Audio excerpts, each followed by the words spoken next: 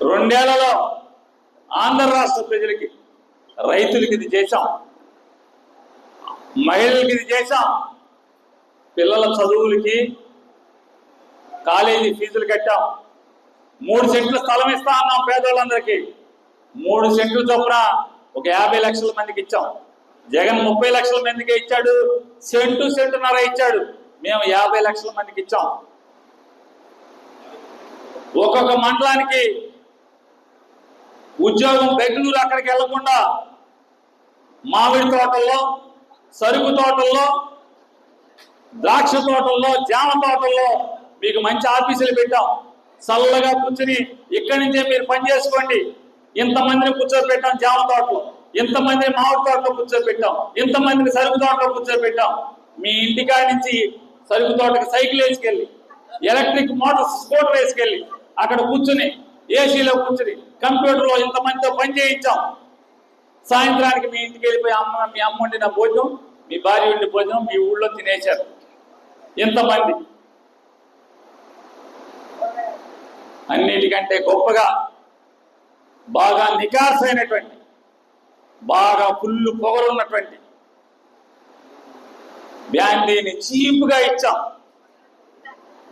రోజుకి 1 కోటి సీసాలు అన్నాం, 99 రూపాయలకే మంది ఇచ్చాం. ఇవన్నీ చెప్తున్నారనుకున్నారా? ఈ కథ చెప్పాలి, ఏం చెప్పట్లా. ఎందుకు చెప్పట్లేదంటే ఏమి చేయలేదు కాబట్టి. గొడ్డలి పార్టీ తల్లికి తండ్రికి, తల్లికి చెల్లికి న్యాయం చేయడు మీకు చేస్తాడా?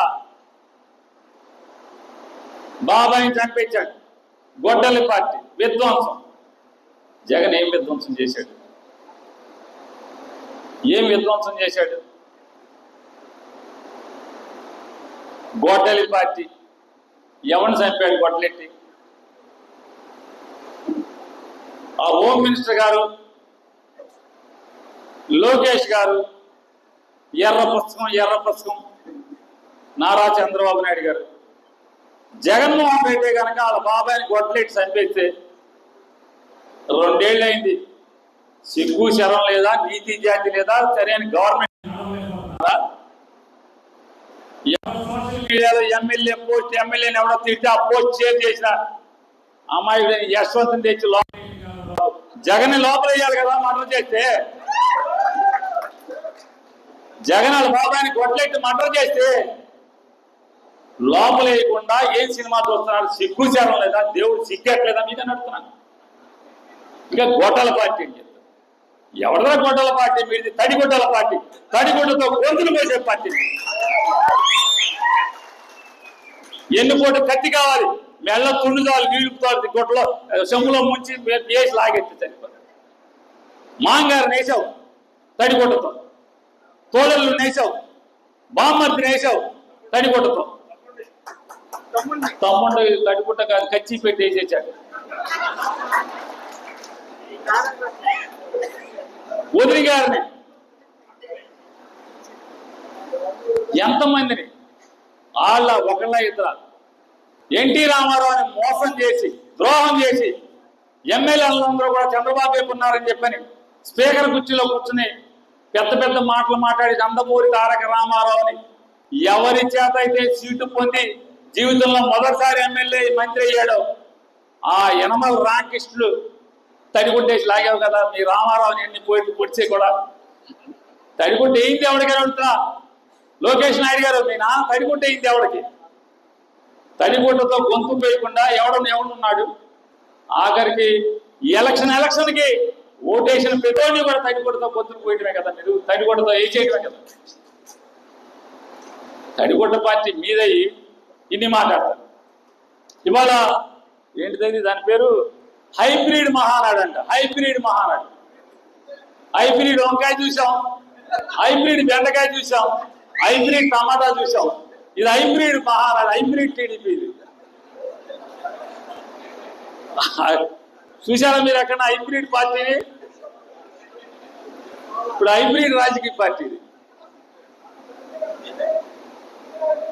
హైబ్రిడ్ రాజకీయ పార్టీలో ఏంటంటే జరిగేది మామూలు ఎప్పుడు తెలుగుదేశం పార్టీ వాళ్ళు ఏం చెప్తారు? తెలుగువాడి ఆత్మగౌరవం, తెలుగువాడు ఎక్కడున్నా మావోడని చెప్పని గర్వపడేలాగా. నిన్న కూడా లోకేష్ గారు అదే చెప్తున్నాడు ఈ హైబ్రిడ్ పార్టీ మీటింగ్ లో. తెలుగువాడు, ఆవాడు, పౌరుషం, అది ఇది అని చెప్తున్నాడు. ఎన్టీఆర్ గారు సిబిఎన్ అంట రామారావు తెచ్చారు. నిన్నదాకా రామారావు ఎన్టీఆర్ అన్నారు, ఇప్పుడు సిబిఎన్ అంట. అంటే రామారావు మెల్లగా ఎత్తేస్తున్నారు. అంతే కదా, చేసుకున్నాడు చేసుకున్నంత. ఇప్పుడు ఎంత పాపం చేసి అంత కదా ఇచ్చేస్తాడు కదా దేవుడు. రామారావుని వేసేచ్చా, లోకేష్ నాయుడు వచ్చా, నాన్న వేసేస్తున్నాడు. అంతే కదా జరిగేది. మొత్తం ఏంటా అంటే ఒకటో రోజు, రెండో రోజు, మూడో రోజు హైబ్రిడ్ మీటింగ్లు. 3 రోజులు అన్నారు, 2 రోజులు. అయితే మొదటి రోజు హైబ్రిడ్ భజన, రెండో రోజు హైబ్రిడ్ భజన. మామూలుగా మొన్నటిదాకా మనం ఏమి వినేవాళ్ళం, జయము జయము శాంతరమ్మ అని భజన కొట్టేవాడు. ఇప్పుడు అందరూ అసలు మామూలుగా ఆడివిడి లేదు. ఎమ్మెల్యేలు కానించి మొత్తం చిన్నోడి కానించి పెద్దోడు దాకా అందరూ జయము జయము లోకేశ, జయము జయము లోకేశ. ఇదే భజన 2 రోజులు. అది మీకు ఇది చేసాం, అది చేసాం, అది చేస్తాం, ఇంకా ఇది చెయ్యాలి. ఇక జయము జయము లోకేశ, జయము జయము లోకేశ. వెళ్ళిపో చంద్రయ్య, వెళ్ళిపో చంద్రన్న. దిగిపో చంద్రన్న, జయము జయము ఎక్కే లోకేశ. ఇదే కదా మొత్తం భజన అంతా.